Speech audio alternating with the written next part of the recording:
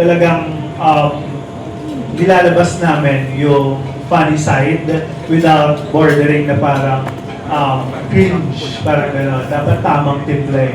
Kasi mahirap talaga ang comedy as in. So, dapat comedian ka in real life, gano'n. Tapos, maganda naman, nasasakyan din ni Zeke or ni Joseph yung kabaliwan ni Amy. So, yun.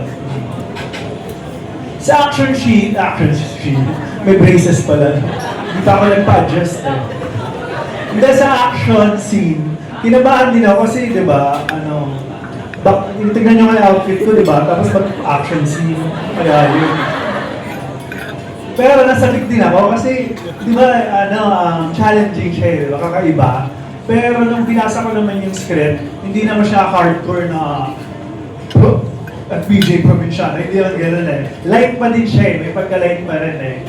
Hindi naman siya morbid eh, parang gano'n. So na-excite din ako, pero kinabahan din ako. So kaya meron kaming stunt director na tumutulong sa amin. Then nag-research ako, nanood ako ng mga action movies, action scenes.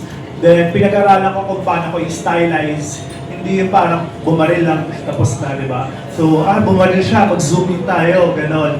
Then kahapon nga, nag-FPV kami. Yung FPV, yun yung parang drone camera na sa chasing scene ng car, pati ng motor. Ginawa namin very stylized para magmukhang Hollywood talaga sa tirik na araw. Sabi ko, ay, sayang yung gluten direct ko. So, pero na-pull up namin. Sobrang exciting gumawa ng action movie. Ayun.